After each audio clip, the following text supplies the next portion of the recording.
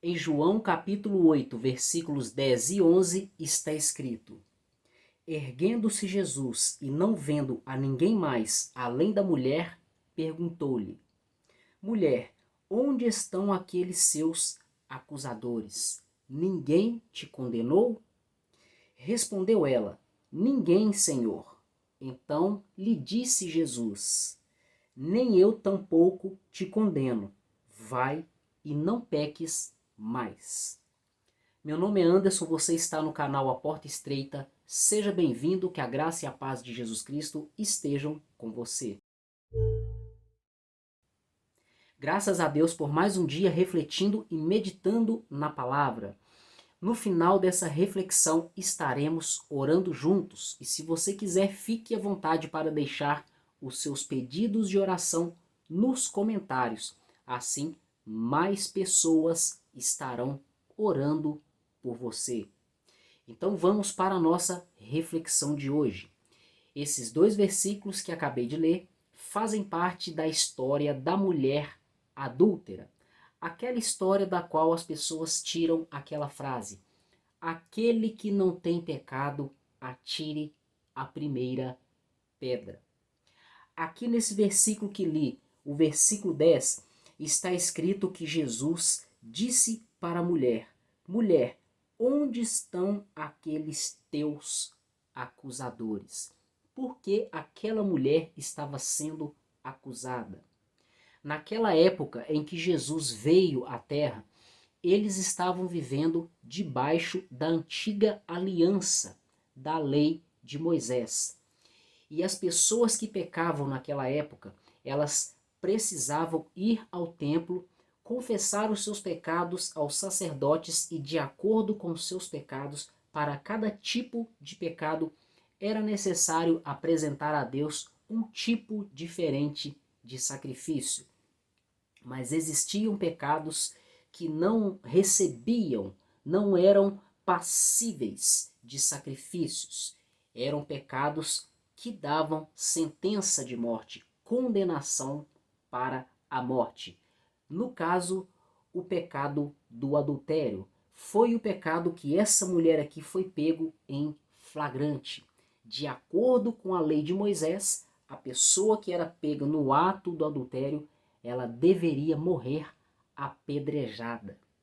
E por que aqueles homens de início, de imediato, não obedeceram esse mandamento? Não apedrejaram aquela mulher? Aqueles religiosos da época estavam ansiosos para acabar com Jesus Cristo, para tirar a vida de Jesus Cristo.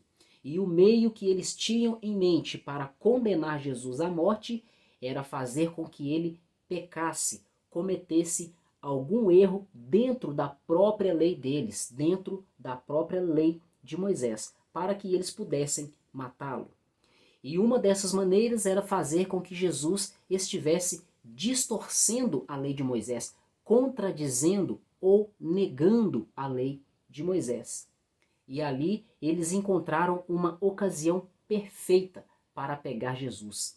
Eles tentavam encurralar Jesus com perguntas difíceis acerca da lei, mas Jesus, com a sua sabedoria, ele era cheio do Espírito Santo, sempre esteve conectado com o Pai. Eles nunca conseguiram pegar ele.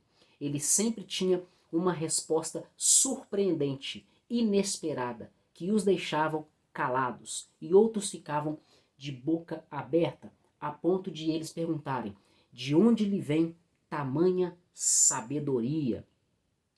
E aqueles religiosos, aqueles fariseus, aquele povo que odiava Jesus e queria matar Jesus, encontrou nesse ato de adultério, nesse flagrante, eles pegaram a mulher no ato de adultério, eles encontraram nisso a oportunidade para encurralar Jesus. Seria como se eles dissessem: vamos ver agora como que Jesus vai sair dessa. Então, em vez de eles já cumprirem a lei de Moisés, executando aquela mulher conforme ordenava o mandamento antigo, eles levaram ela até Jesus. Apresentaram ela para Jesus e disse: Mestre, a lei de Moisés manda que as pessoas que são pegas em adultério, elas devem ser mortas, apedrejadas. E esta mulher, ela foi pega no ato do adultério. E agora, o que o Senhor tem para dizer? A Bíblia relata que Jesus se abaixou e começou a escrever no chão. E eles continuaram falando, fazendo acusações. E como eles insistiam, Jesus se levantou, olhou para eles e disse o seguinte: aquele que não tem pecado, atire a primeira pedra. Mais uma vez, Jesus Cristo os deixou surpreendidos, sem reação e sem resposta. Por causa dessa fala de Jesus, dessa resposta de Jesus, eles se retiraram um a um. A Bíblia diz que eles foram se retirando do mais velho ao mais novo, do maior ao menor, porque eles refletiram que eles próprios tinham pecado, portanto, não eram dignos de acusar e condenar aquela mulher de ser uma pecadora, e nem mesmo se acharam dignos de executar aquela mulher.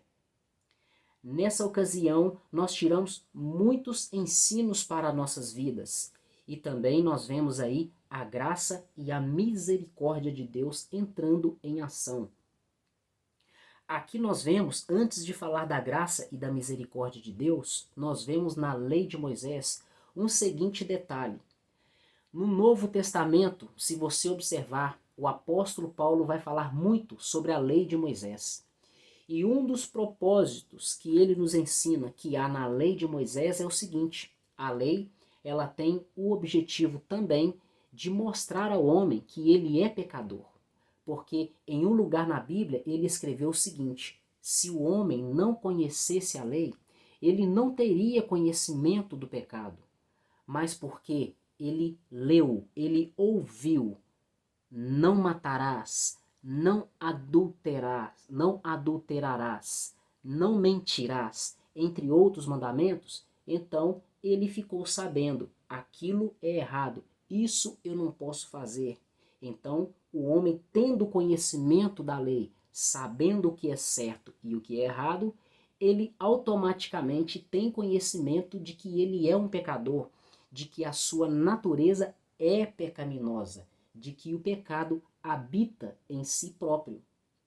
E por causa disso, o homem ele tem que sofrer uma consequência, porque na lei que Deus criou, tanto na lei física quanto na lei espiritual, toda ação tem uma reação. Tudo que nós fazemos vai trazer um retorno para nós. É o que a Bíblia chama de a lei da semeadura. Tudo o que o homem plantar, certamente ele colherá. Portanto, os homens, conhecendo a lei de Moisés, ao infringirem aquela lei, eles tinham uma consequência. Aquele que planta pecado, aquele que semeia desobediência, ele vai colher a maldição. Ao contrário disso, aquele que planta a santidade, aquele que semeia a obediência, ele vai colher da parte de Deus bênçãos. E com essa mulher, assim como todos os homens que viveram naquela época e antes daquela época, não foi diferente. E nos dias de hoje também não é diferente. A diferença é que hoje não vivemos mais debaixo da lei antiga, mas sim debaixo da graça. E como não foi diferente com aquela mulher ali, que foi pega no ato de adultério, ela merecia uma condenação. Ela merecia ser morta, executada, apedrejada pelos homens, conforme determinou o próprio Deus através de Moisés. Mas Jesus Cristo, ele próprio disse: eu vim ao mundo, o Pai me enviou ao mundo, não para condenar o mundo, mas para salvar o mundo.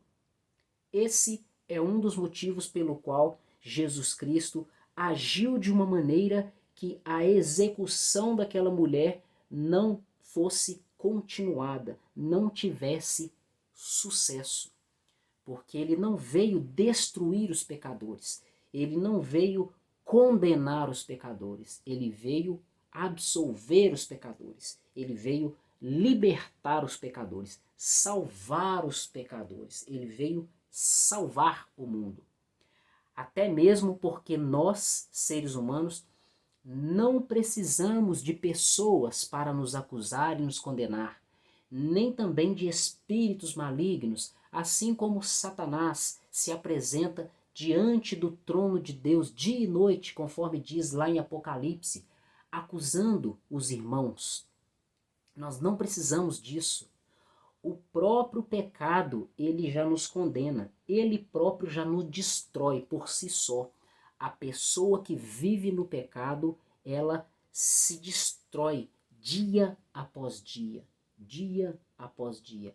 Ainda que não venham pessoas nos acusar, ainda que não cheguem espíritos malignos, que Satanás não vá nos acusar diante do trono de Deus, o próprio pecado já nos condena. A própria justiça de Deus que não falha, a palavra de Deus que é justa e Deus tem zelo em cumprir a sua palavra, ela própria nos julga e nos condena no último dia, no último e grande dia do juízo. Então nós entendemos que a lei, ela nos mostra que somos pecadores e por causa dos nossos pecados, de nossas falhas, de nossos erros, nós merecemos punição. E todo pecado tem consequência. As consequências, elas vêm, mas a condenação, ela não vem para aqueles que creem no Evangelho de Deus, para aqueles que creem no Senhor Jesus Cristo, que morreu e ressuscitou, teve o seu sangue derramado e hoje está sentado à direita de Deus, intercedendo por todo aquele que nele crê. Aqui nessa história dessa mulher nós vemos a misericórdia e a graça de Deus se manifestando através de Jesus Cristo. O amor de Deus é tão grande que ele manifesta a sua graça, a sua misericórdia, o seu próprio amor que ele tem por nós de várias formas. Até mesmo antes de morrer, Deus já estava demonstrando aqui a sua misericórdia. Nesse caso aqui da mulher adúltera, Jesus Cristo não condenou a mulher. Veja no versículo 10 que ele disse: mulher, onde estão aqueles seus acusadores? Antes de ele falar, o autor do livro de João escreveu: erguendo-se Jesus e não vendo ninguém, mas além da mulher, ele perguntou a ela. Então Jesus não viu mais ninguém, todos se retiraram, os acusadores foram embora. Conforme o apóstolo Paulo escreveu, e está escrito assim: não há condenação para aqueles que estão em Cristo Jesus. Jesus se ergueu e não viu mais ninguém além da própria mulher, que foi apresentada a ele porque ela estava em um ato que merecia condenação. Aí Jesus perguntou para ela: mulher, cadê, onde eles estão? Os seus acusadores, ninguém te condenou? Lendo isso aqui eu fico pensando quantas pessoas nos acusam dentro do seu próprio coração, nos seus pensamentos, nas suas emoções. Às vezes nos acusam até diante do próprio Deus, na sua falta de sabedoria.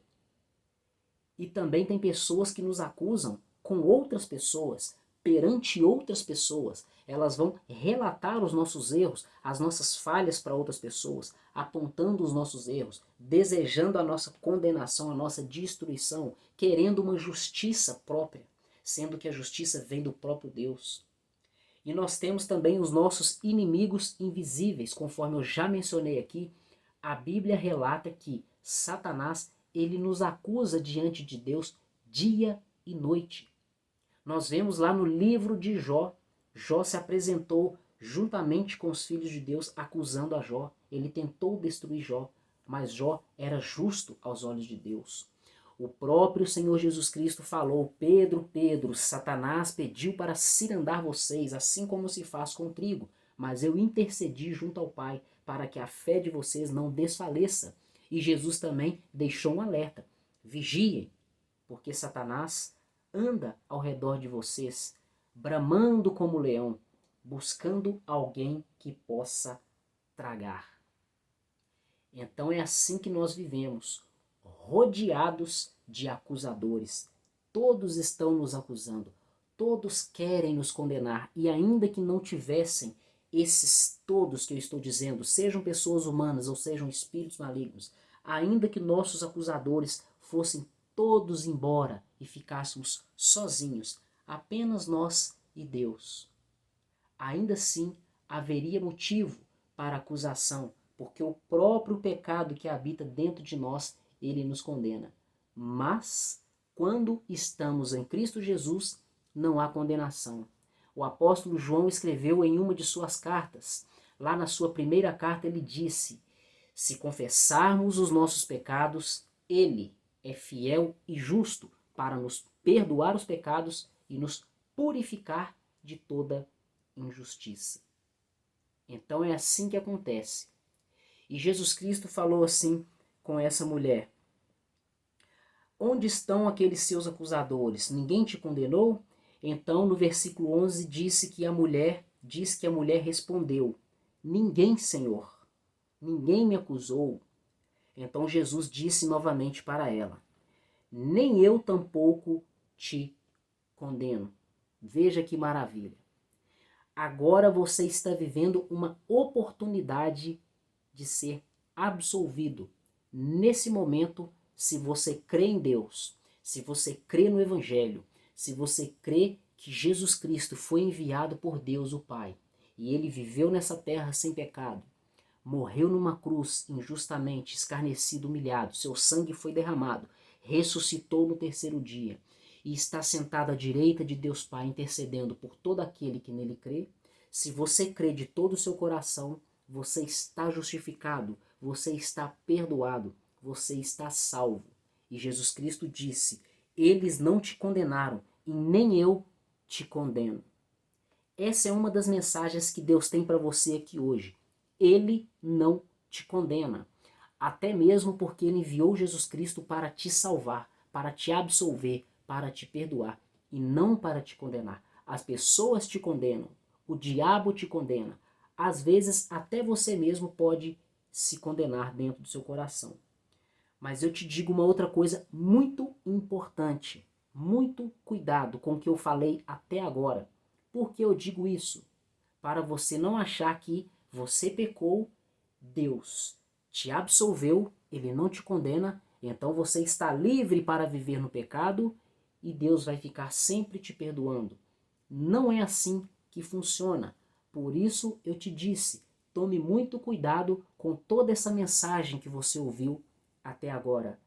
Veja bem que eu não acabei de ler o versículo 11, não acabei de ler toda a fala de Jesus Cristo.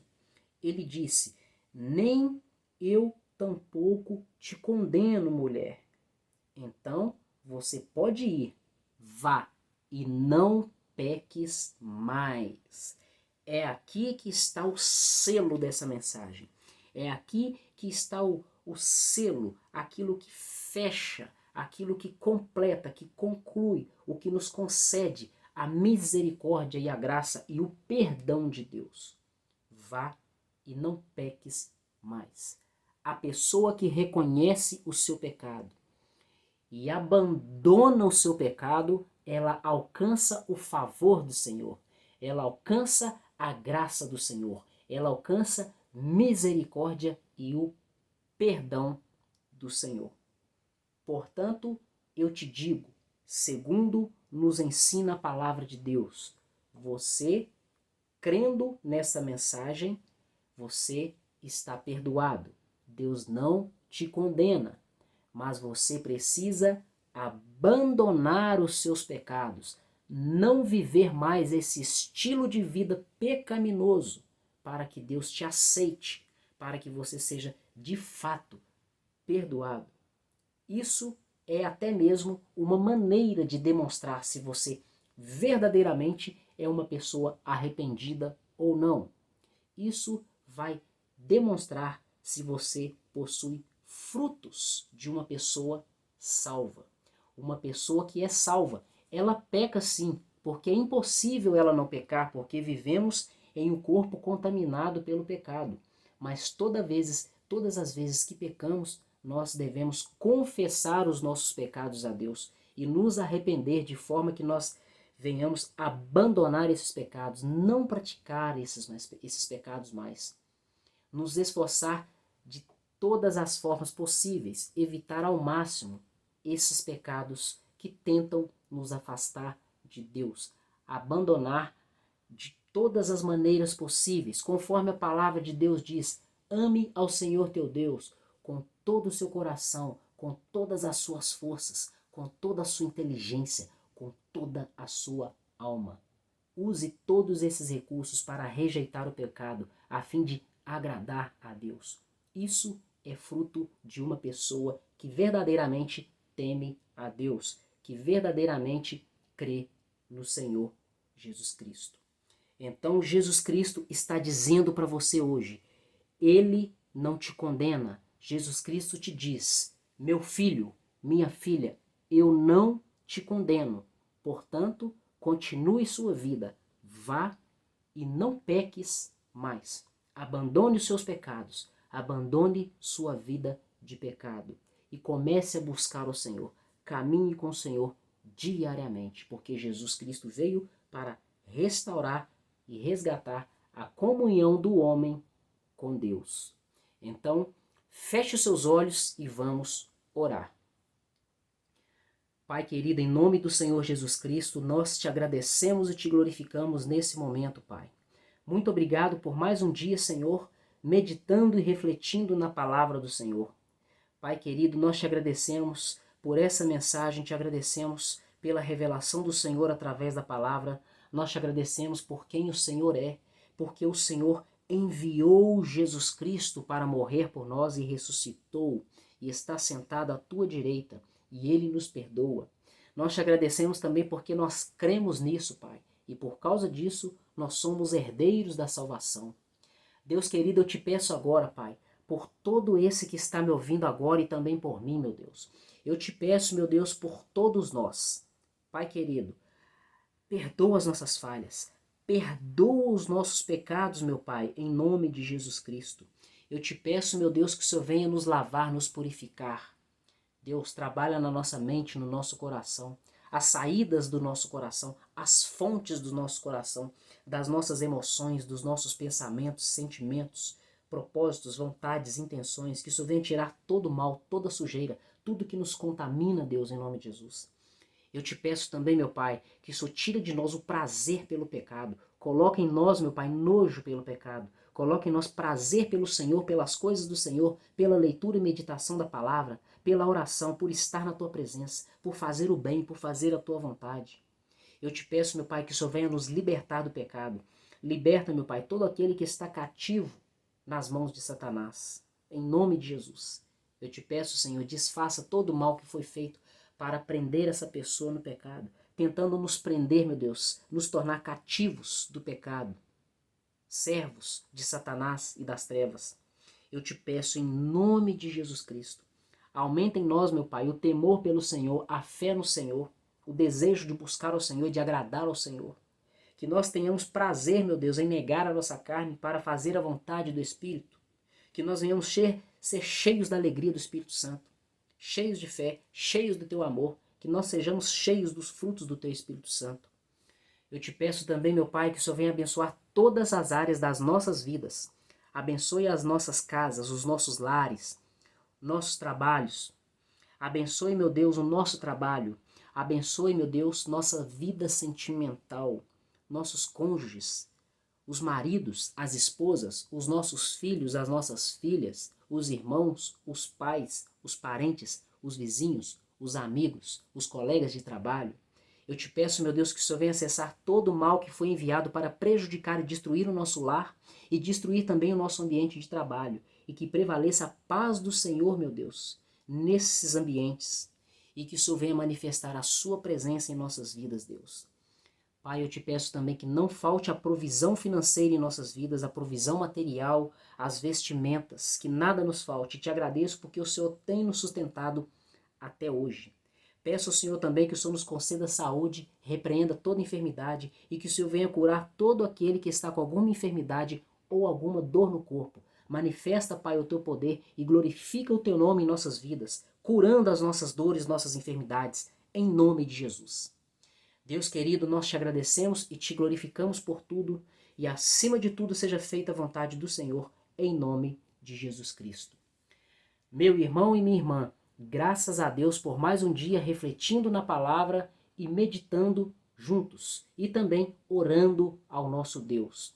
Deixe o seu like e compartilhe essa mensagem para que mais pessoas sejam abençoadas e edificadas com a palavra de Deus.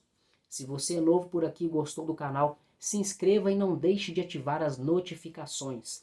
Confira o link do novo canal que eu criei no WhatsApp, aonde eu deixo diariamente versículos bíblicos para você estar compartilhando com outras pessoas e também refletindo na palavra de Deus. Ali também eu posto os conteúdos que coloco aqui no canal para você não perder os vídeos que posto por aqui. E também, sempre que tenho condições, eu escrevo devocionais ali para abençoar o seu dia. Então, muito obrigado por mais uma visita ao canal A Porta Estreita. Até o próximo vídeo e que Deus continue te abençoando.